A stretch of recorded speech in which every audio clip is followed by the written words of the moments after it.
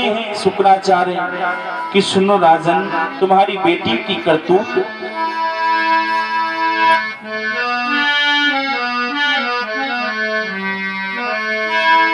हे राजन, तुम्हारी बेटी ने क्या मेरी बेटी के साथ किया?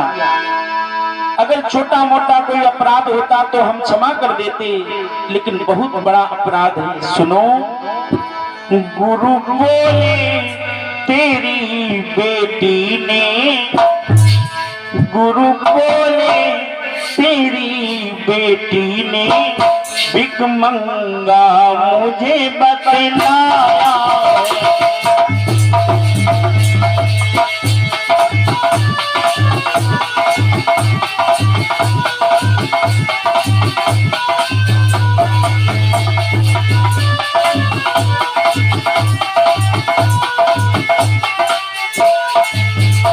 सुनो राजन, तुम्हारी बेटी ने क्या किया? गुरु बोले तेरी बेटी ने भिख मंगी मुझे बतलाया है। मेरी बेटी को पापी कहे, अंधे को तुम्हें गिराया।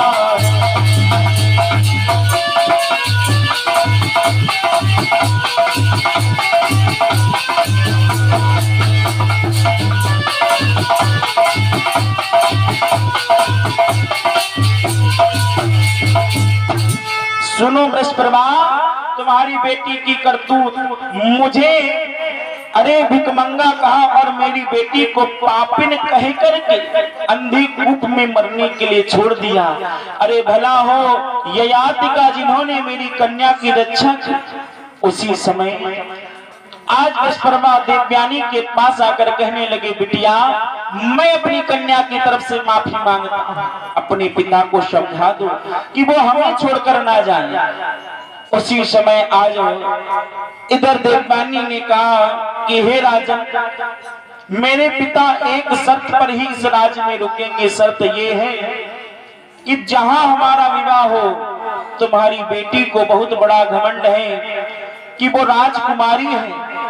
सुनो महाराज, जहां भी विवाह होगा तुम्हारी बेटी हमारी नौकरानी बनकर, दासी बनकर जाए। साथ ही साथ उसकी 1000 सहेलियां भी उसके साथ दासी बनकर जाएंगी। अगर ये शर्त तुम्हें स्वीकार है तो हमारे पिता इस राज्य में रहेंगे, अन्यथा वो हमारे साथ जाएंगे। बृहस्पतिवा ने इतना सुना तो हाथ जोड़ करके कहा, बेटी हमें हर शर्त स्वीकार है, हमारी बेटी तुम्हारे साथ दासी बनकर जाएगी। आज महाराज ययात के साथ आज देवयानी का विवाह हुआ और उस समय 1000 सहेलियां और शर्मिष्ठा भी दासी बनकर के आज प्रयागराज की ओर चल पड़ी है। श्री सुखदेव जी महाराज कहने लगे, समय अपनी गति से चलने लगा। समय अपनी गति से चला, आगे चल करके आज मैया देवयानी के गर्भ से 2 बालकों का जन्म हो चुका है। श्री सुखदेव जी महाराज कहते हैं कि हे राजन, जिस समय आज प्रथम लाल का जन्म हुआ, विद्वानों ने जिनका नाम रखा है यदु, और कहते हैं इन्हीं यदु से आगे यदुवंश चला। दूसरे बेटा है तुर्वसु। जिस समय दूसरे बेटा तुर्वस हुए, आज देवयानी बड़ी प्रसन्न है। एक दिन की बात है, मन ही मन सोचने लगी, चल करके मैं अपनी सहेली से मिलूं, बहुत समय हो गया है, उसके हाल चाल क्या है। और जिस समय आज इधर प्यारे भक्तों देवयानी दासियों के महल में आई है, देखती क्या है आज देवयानी कि आज शर्मिष्ठा आंगन में बैठी हुई है और शर्मिष्ठा की गोद में छोटे छोटे 3 बालक खेल रहे हैं। एक पल को देवयानी बड़ी प्रसन्न हुई और कहने लगी, अरे शर्मिष्ठा, तूने विवाह कर लिया और हमें बताया तक नहीं। लेकिन कहते हैं ना, लला नाम बता। 11 रुपए सोनम और गुड्डी। और इसी बीच में सोनम और गुड्डी 11 पुष्पद्राय वाफल भेंट हुए भगवान के श्री चरणों में। प्रभु सदैव पर कृपा बनाए रखे, यही प्रभु से कामना है। बिटिया प्रसाद ले लो। का नाम है? और इसी बीच में छोटी बेटियां मुस्कान, इनके द्वारा प्रभु के श्री चरणों में 11 पुष्पद्राएं भगवान सदैव पर कृपा बनाए रखे, प्रभु से कामना है।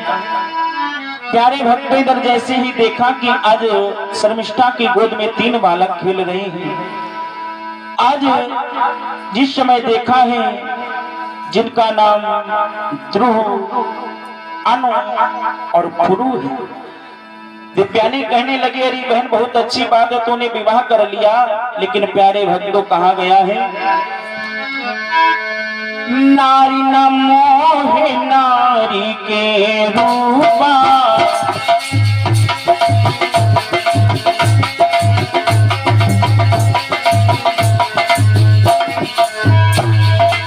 मानस का वर्णन कर रहे हैं।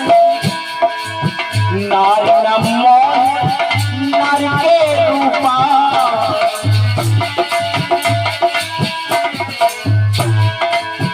नारी न मोहे नारी के रूपा, पन्निकारे चरित अनूपा।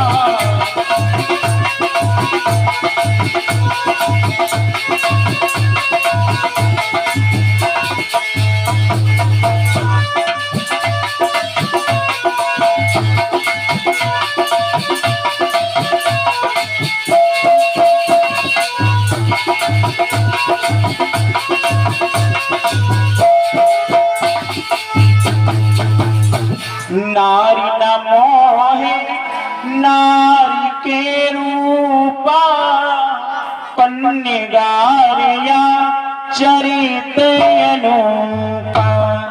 आज जैसे ही इतना कहा बड़ी अच्छी बात है, तो शर्मिष्ठा ने व्यंग भरे शब्दों में कारी रहना सौते कवि किसको देखकर प्रसन्न होने लगी। आज पता चला तुझे नहीं मालूम बहन ये किसके लाला है, ये सब महाराज याद के बेटा है।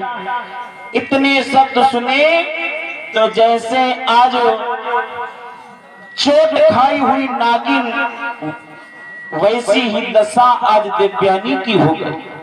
कहने लगी आज मेरे साथ इतना बड़ा धोखा कि मेरे 2 बालक और तेरे 3, इसका मतलब मुझसे ज्यादा राजा तेरे पास रहते हैं। और उसी समय दिव्यानी आज प्यारे भक्तों महलों की ओर चल पड़ी। दादा नाम और इसी बीच में बालकृष्ण भैया इनके द्वारा प्रभु के श्री चरणों में 21 पुष्पद्रा आए, भगवान सदैव उन पर कृपा बनाए रखे।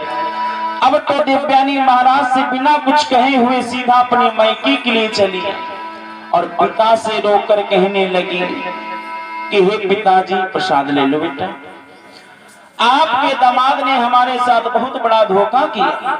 नाम का और इसी बीच में महक इनके द्वारा प्रभु के श्री चरणों में 11 पुष्पद्रा आए, भगवान सदैव पर कृपा बनाए रखे। आज इधर